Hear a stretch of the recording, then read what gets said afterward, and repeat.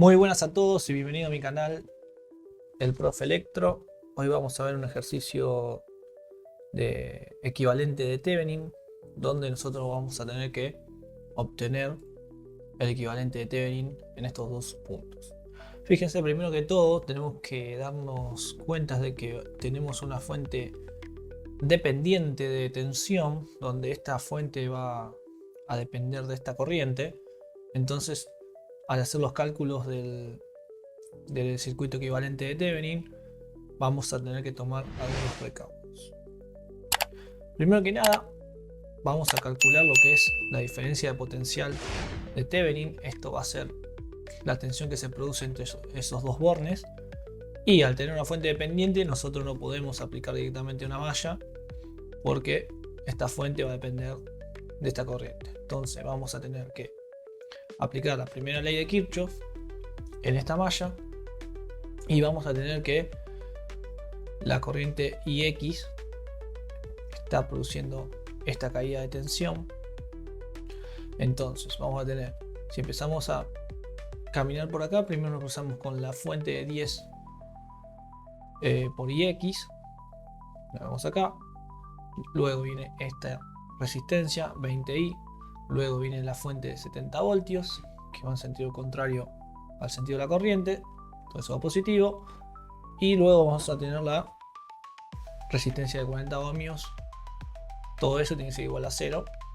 Esto acá aplicamos la ley de Kirchhoff, sabiendo que como es solamente un lazo y no tiene otra forma de derivarse, la corriente I que nosotros planteamos acá va a ser igual a menos X. Entonces, acomodando un poco estas ecuaciones, nos queda este sistema de ecuaciones. O sea, primero reemplazamos y luego nos queda que la corriente IX en este caso es un ampere.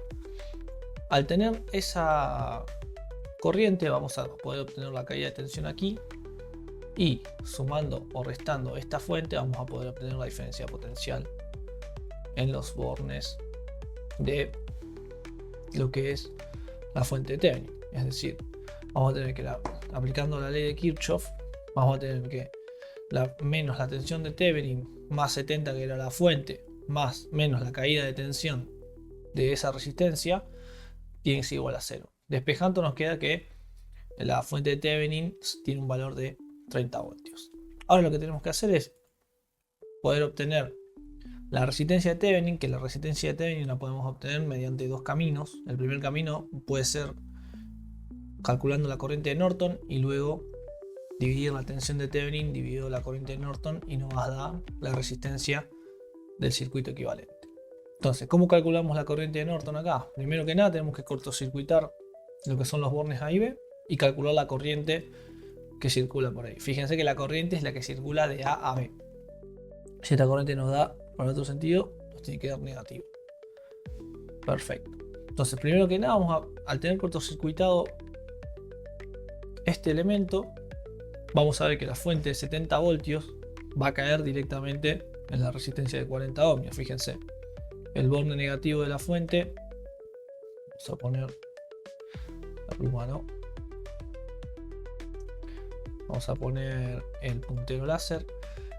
Fíjense que el borne negativo de la fuente toca la resistencia, el borne positivo de la fuente toca el otro lado de la resistencia. Es decir, esta resistencia le está cayendo estos 70 voltios. De acá viene esta división.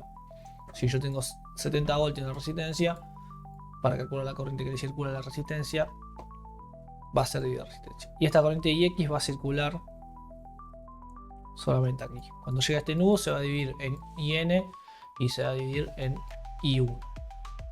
¿Cómo calculamos la corriente I1? De la misma forma.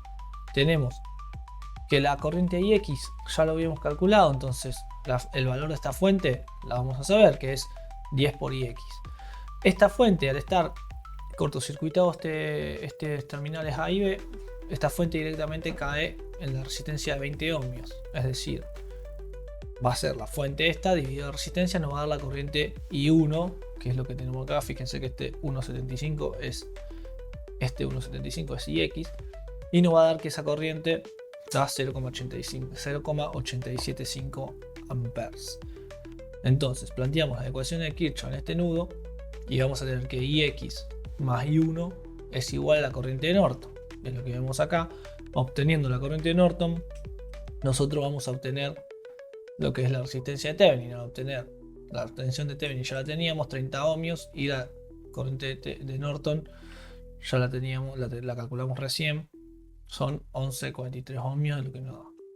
Acá tendríamos que haber terminado el ejercicio, pero hay otra forma de calcular la resistencia equivalente, que es mediante poner una fuente de prueba, se dice. Nosotros acá podemos poner tanto una fuente de tensión como una fuente de corriente, es indistinto, y calcular el parámetro que falta. Es decir, si nosotros ponemos una fuente de tensión, deberíamos calcular la corriente que circula por esa fuente para obtener la impedancia equivalente. No olvidemos que una impedancia no es más que dividir una tensión sobre una corriente. Entonces, si yo acá plantearía una fuente de corriente, porque deseo poner una fuente de corriente, acá tendría que calcular la diferencia de tensión.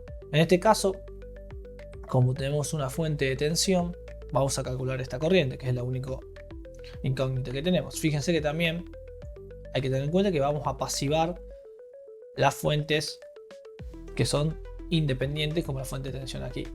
Esto lo hacemos solamente porque tenemos una fuente dependiente. Si esta fuente dependiente no existiera, podemos calcular la resistencia como la venimos calculando siempre, mediante paralelo y serie, y en algún caso que otro puede ser estrella triángulo, que es más simple. Pero al tener una fuente dependiente, nosotros no podemos aplicar ese método y solamente lo podemos calcular mediante la obtención de la corriente de Norton o mediante una fuente de prueba y pasivando la otra fuente. Es decir, si yo pasivo esta fuente, fíjense que el voltio que yo planteé acá va a caer en esta resistencia de 40 ohmios.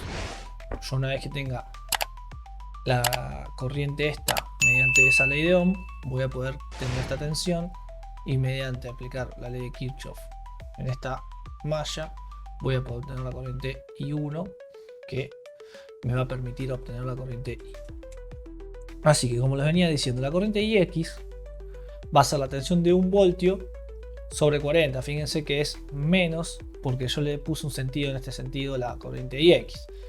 Entonces está circulando al revés de cómo debería circular. Por eso viene el menos acá. Pero ustedes, si quieren, le pueden cambiar el sentido de la flechita y les va a dar el sentido contrario. Es decir, pero tienen que tener cuidado porque la fuente esta va a tener una tensión proporcional al sentido de esta corriente. Perfecto.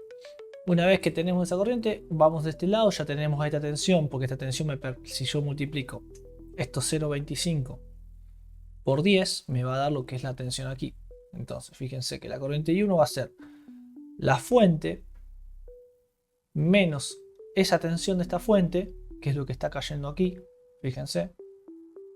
Y eso va a ser, si yo lo divido por 20, que sería la resistencia, me va a dar la corriente que circula por ahí, que son 0,0625 amperes. Una vez que yo obtengo esa resistencia, esa corriente, perdón, me puedo plantear ecuaciones de nudo de vuelta en este nudo y voy a obtener esta ecuación donde las corrientes que entran son iguales a las que salen. Es decir, IX más I va a ser igual a I1. Aplicando y despejando, me va a quedar que I, que es la única que yo no conozco, va a ser la resta de estas dos corrientes y me va a dar este valor. Para obtener la resistencia de Thevenin, simplemente dividir la fuente de prueba, que es esta que tenemos acá, dividido la corriente que nosotros habíamos obtenido, que tenemos acá.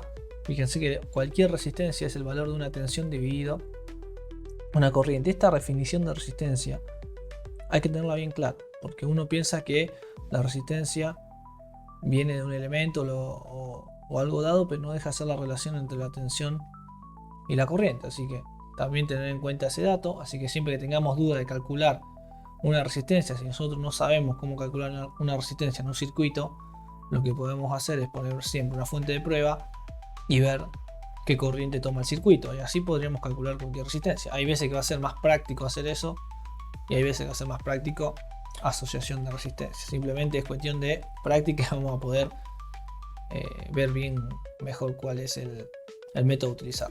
Entonces, esto fue todo por hoy y espero que le haya servido el ejercicio. Un saludo.